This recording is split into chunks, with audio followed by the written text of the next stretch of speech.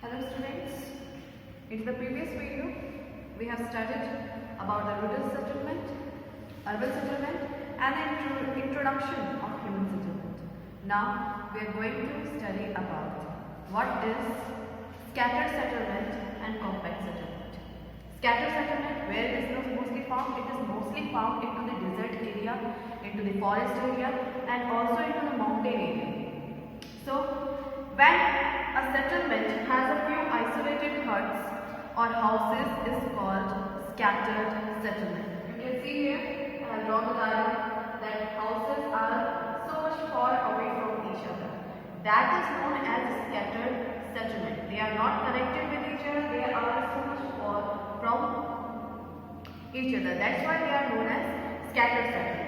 These type of settlements are mostly found into the hilly areas, as I have already told you that it is mostly found into the hilly areas, into the mountain areas, into the desert, and they do not have much resources and support. These type of settlements do not have much resources and support from other cities or other villages. So these are mostly found into the hilly areas, mountain and desert. What is the compact settlement? When settlement in rural areas are compact and they have slightly better organized health and education facilities in immediate vicinity.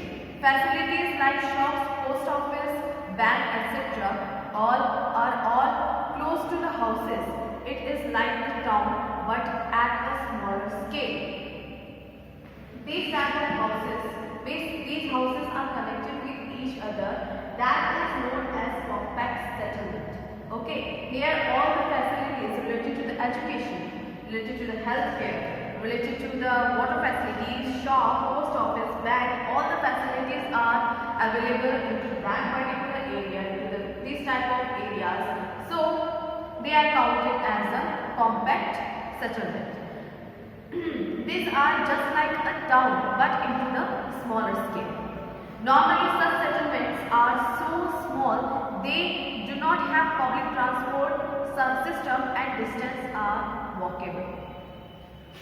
Normally these type of compact settlements do not have public transports just like the bus transport or the railway transport, because they are just connected to each other. By walking we can go to other place or another village. So no need of the bus transport at that time, no need of the railway transport at that time. We can go and walk and wherever we want to go into the smaller areas, into the connected areas we may.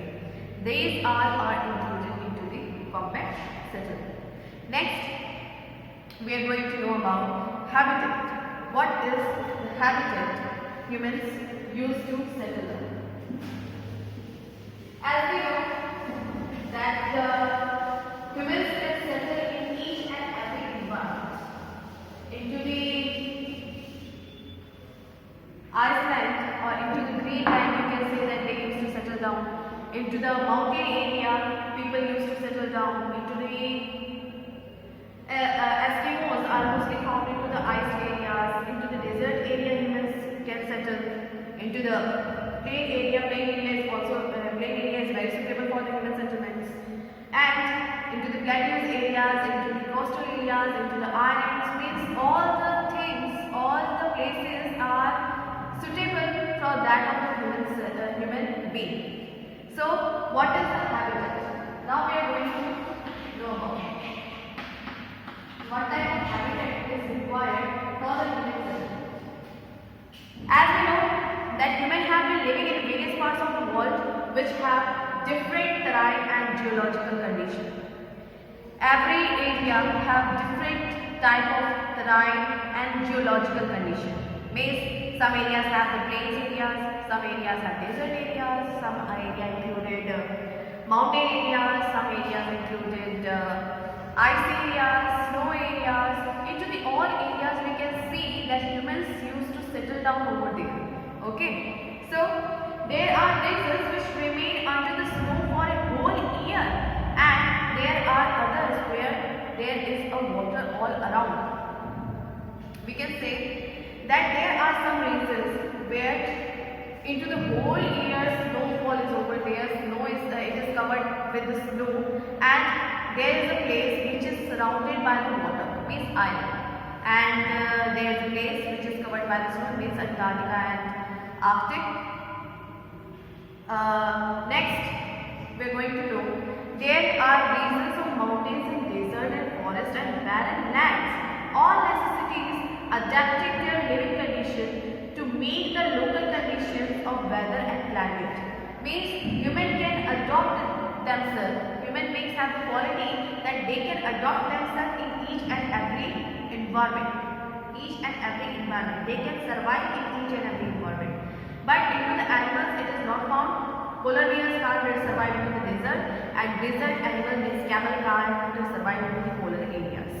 So only humans have the qualities that they can survive in each and every environment. Okay, they can survive into the mountain, they can survive into the desert, they can survive into the plain area, they can survive into the ice. Means all the necessities must be over there. Human can survive in each and every environment. Cold region, some communities have been. So what type of habitats are there? First one is cold region.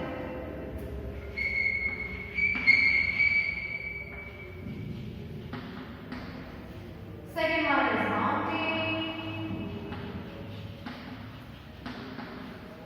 Third one is desert. Fourth one is jungles and waterlogged areas.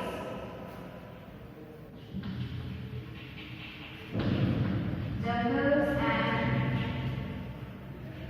waterlogged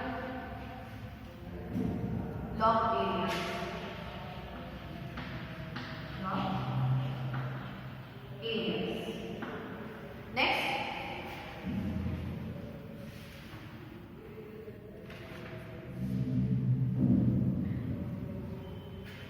these are the areas where human beings used to survive over there. Okay, first we are going to study about cold region. Some communities have been living in the Arctic region for centuries. They are known as Eskimos. Eskimos are mostly found into the Arctic region, which is mostly covered with ice. They survive in sub-zero temperature, minus temperature, more less than that of the 0 degree Celsius, by living in the ice house called igloos. They make the house of ice, which is known as igloos, and used to live over there. The people which used to survive into the igloos are known as Eskimos. The igloos are very small huts which are made of ice blocks. Inside the igloos are lined with animal skins so that the people could live in them throughout the harsh winter as well. Inside the igloo, they covered the walls, they covered the surface with the animal skin so that they could be able to survive into that harsh winter climate. Next, mountain. Into the mountain, people make huts and houses very close to the hillside so as to prevent fast winds from lashing against them. They make the house close to the hillside so that into the hilly areas they make the house close to the hillside so that the winds can't, if the fast blowing winds will be blown over there, so that hut can't be damaged by that. Next, their houses have sloping roofs so that the seasonal snow or rain flows down, thereby preventing it from the accumulating on the top. As we are seeing into the mountain region, most of the houses have these type of slopes. Why? Because into the winter season, the snowfall is going on over there into the hilly areas. So the snow could be able to slide down. Otherwise, if we make the houses just like our into the plain areas, the snow will fall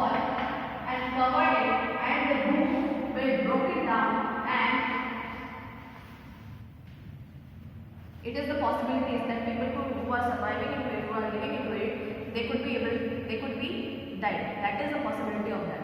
So sloping houses are mostly found into the mountain areas because the snowfall is going on over there in the winter season, and snow would slide down and it would never able to harm the roof of that particular house. Next, at some places like Kashmir, the houses also have loft to keep food and animals on the top floor so that it does not get wet in the snow and rain outside.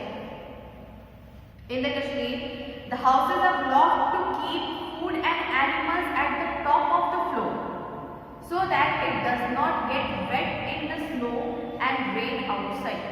Means food and animals are kept at the roof so that they could, means animals and food can't get wet due to the raining outside. Next, even in the areas that get frequent rains, the houses are built with sloping roof which are either thatched or with mud-baked tiles. Into the areas that frequent rains, which are raining regularly, means after 5 minutes, after 6 minutes it starts raining. That type of areas also have the sloping type of houses, and it covered the roof with the thatched or the mud-baked tiles. Mud-baked tiles are used to cover the roof of that house. Next, jungle and waterlogged area. Jungle and waterlogged area. In the jungle, animals can crawl near the houses and in plain where water often tends or overflow and enter the houses. Into the jungle, animals can crawl near the houses. Animals can come near the houses, and in plains where water often tends to overflow or enter the houses. Into the plain, it is the major problem that when the water level gets increased into the rivers, the flood causes into the plain area and water gets entered into the houses. Next, people living in such areas have devised a way to protect themselves from these dangers. Because of these type of dangers, people have devised ways, so many ways to get safe from that type of particular environment. So what they do, they used to make their houses on the slits. Means they used to build their houses on the wooden pillar and used to live into that. You can see into the diagram, page number 173, it is given houses of the slits. Means the houses are made on the logs. These houses are made on the logs, and people used to live in it. There is the water. Here is the water. People used to make these type of houses on the water, and they live into it. So into the forest, these type of houses are mostly found into that particular area. Next, we are going to read about the desert. What is desert? In the desert areas, roofs are normally flat and there is no fear of rain and its drainage is not important. Into the desert area, you can see that these type of houses are mostly found. Flat houses are found because there is no any danger of rain and snow into that area. So the construction material is locally available stone, and they have window and corridors that help keep the interior cool. In these houses, windows and corridors are over there that makes the house cool, and the roofs are totally flat. They are not split. They are not tilted. Next, in an open desert, people build houses with a low roof very close to the base of the sand dunes so that they can withstand the fast blowing winds. Into the desert area, there is necessity that fast blowing winds could be blown over there. So they used to build the houses close to the earth, close to the ground, so that the wind could not be able to flow their houses. Next, modern dwelling. What type of modern dwelling are nowadays?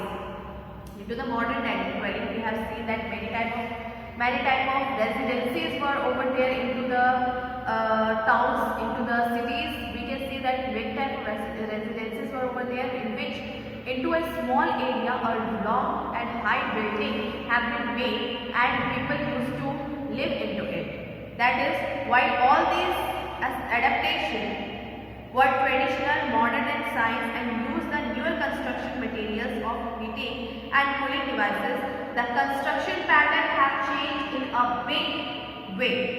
The availability of electricity, air conditioners, prefabricated huts, room heaters, waterproofing materials, etc. have changed.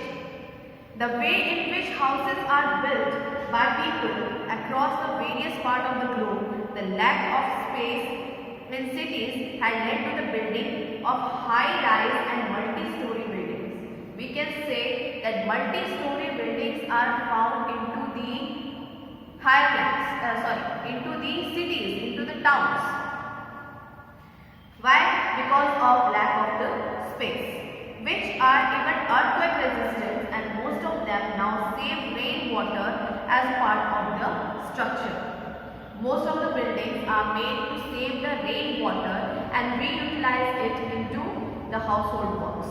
So these type of buildings are found into the modern area just because, into the towns and cities, just because the lack of space. Multi-story buildings, high buildings, high-rise